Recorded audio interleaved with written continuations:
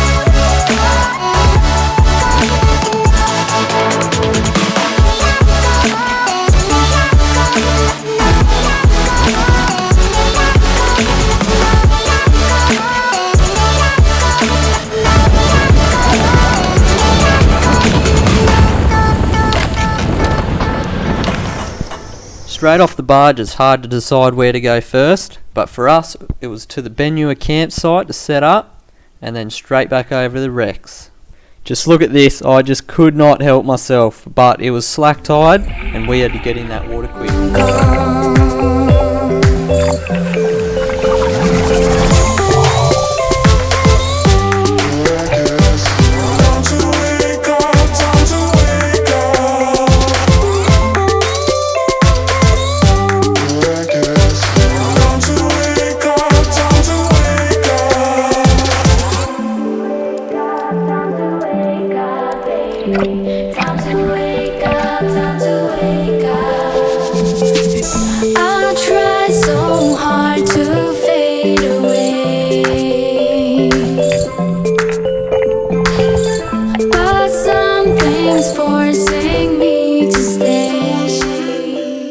The Benua campsite was a great spot to call home for the first night. It allows us to spend sunset down at Tangalooma and only a 3-minute drive back to camp, which we already set up. Just packed up our little camp at Benua, ready for our day 2 adventure. So we're going to head across the middle road, the one-way track, to the eastern side of the island. So off we go onto the middle road and let's see what trouble we can get up to. The middle road crossing can be a tricky one for first timers. You want to make sure you're running the correct tyre pressures and you leave a bit of distance between the person in front. Because if the first person gets stuck and you're too close, you'll get stuck too, and then you've just got a line of vehicles that are all stuck. So leave a bit of distance, see if they make it over the next obstacle. If they're clear, you can have a decent run at it with the correct momentum and you'll get through no worries.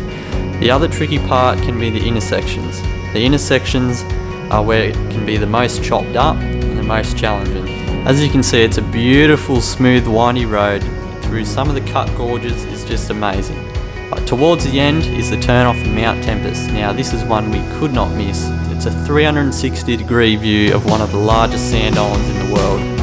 Let's get up there. So we just pulled up at the Mount Tempest track. Going to go for a bit of a walk. It's a 2.5 kilometre drive to this point here, and then we're at about 170 metres of elevation, my car's telling me, so the peak's about 280, so about 110 to go. So there we go.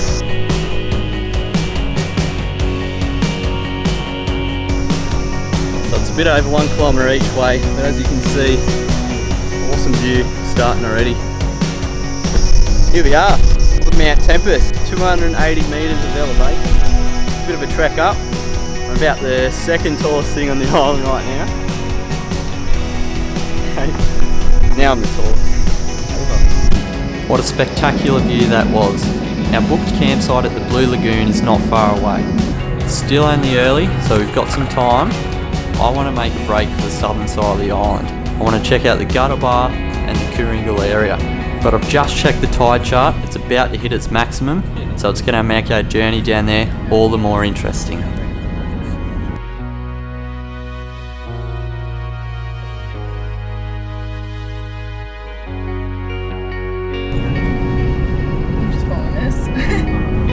Had a lot of recommendations to check out the mirror pools. We did did drive past it and have a look, but it didn't look that appealing to us at the time. Maybe it's just the season. Just down near Kooringal, and this is just not what you expect to see when you come to Moreton Island. Most beautiful little house, little picnic spot over here. Stop in. There's another barge landing point just further down, and we're gonna go see if we can find the gutter bar. Apparently it is a smick spot. Oh yes, it's even a bottle opener. This place has got it all. This really seems like the place to hang out. The gutter bar, let's check it out.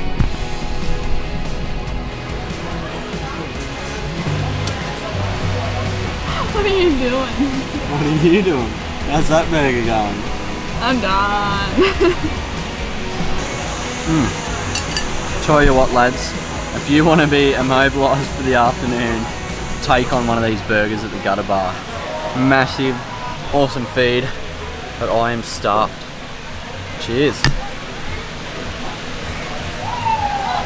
Check this photo out. I snapped this just 2 minutes from the gutter bar on my way down to check out the Kooringal landing point. But looking off in the distance, I could see this car down on the gutter there. How mint is that? Let's find our way down. It was a bit of a maze down here through the scrub, but I knew I'd find it. Little did we know this was going to be one of our favourite spots to swim on the island, and if you had a family, it'd be even better.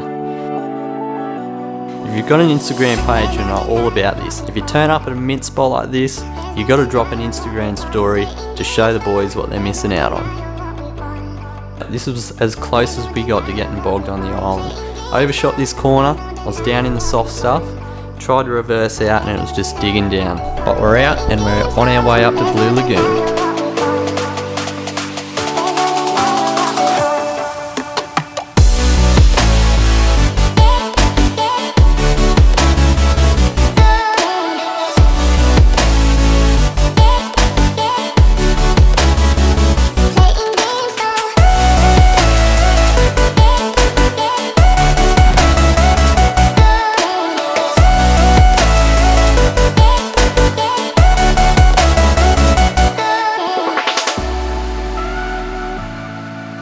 Honestly reckon we've jagged the best campsite on Moreton Island. Check this out. BL7 at Blue Lagoon. I'll give you a quick tour. So we've got the toilet block just over there in reach. The rig's set up. We've got a bit of a camp oven cook up coming up. Awesome. And then over here, got the swag on the multi-purpose Kings awning extension, ready to go. Got a fire over it.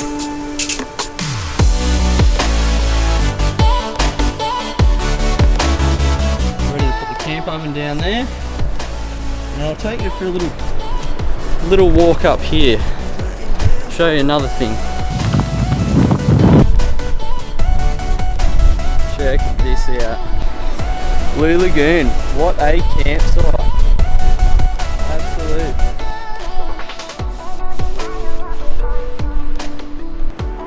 You going for a swim? What are you doing?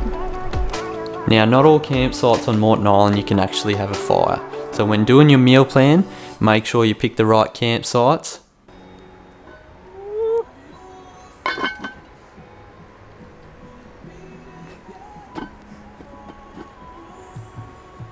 Now I've got little to no experience using this camp oven, it's actually brand new, so if this roast turns out any good, I am going to be stoked. One eternity later.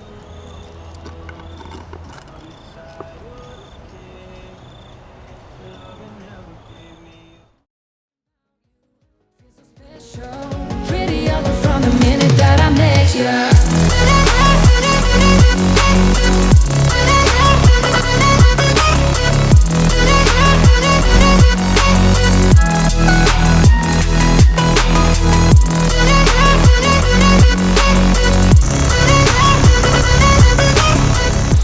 Here's our first little stopover at North Point. right up the top near Cape Morton. Just claimed our little campsite. We booked trailer site so you can drive into it. And yeah, we're going to check out Champagne Pools. Let's do it. So yeah, there's only 4 trailer or car parking spaces at North Point, but as you can see here, some people have got some pretty big campsites set up if they're not too stressed about being next to the car. Massive.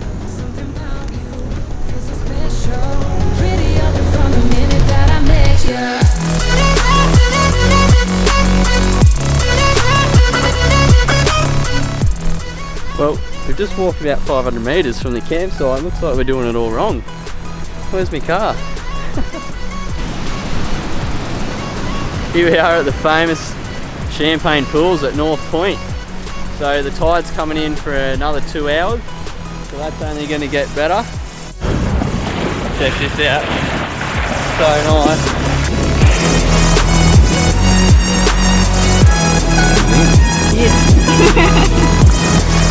Right, we're packing this thing now.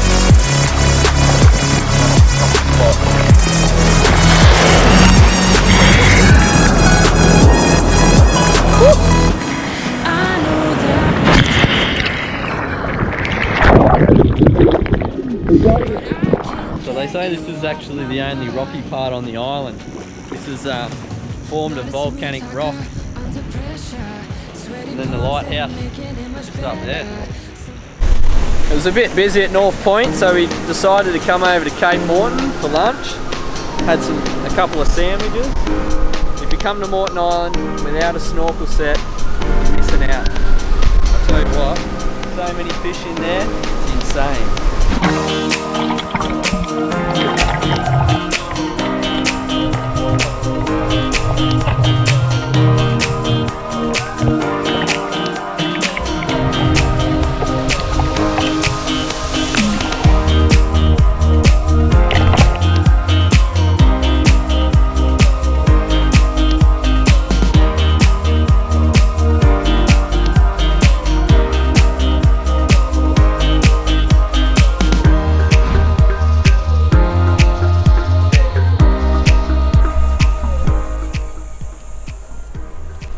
Finished setting up a little campsite at North Point Campground here.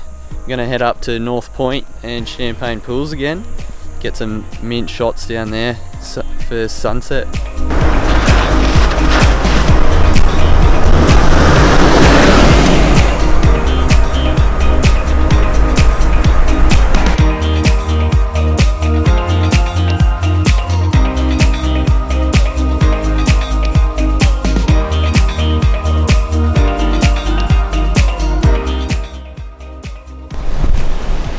So I managed to get up early this morning, check out this awesome spot down here at Honeymoon Bay. Got up about 4 AM and high tide is about 5:20, so it's probably about now. Managed to just duck through the side of the surf to get along North Point, but yeah, it's a bit higher now. Worst comes to worst, you just wait it out, but I think she'll be right. Whew. Just found a mint little spot up here. Got the Champagne Pools just down there, and then Honeymoon Bay down there. How's this? It's the only access off the beach here.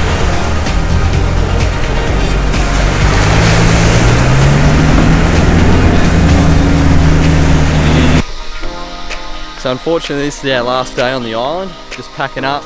We're going to head over to the wrecks a bit early, going to do a bit more snorkeling. Hopefully the tide's not too bad, not too much current, and get some more footage. Phew.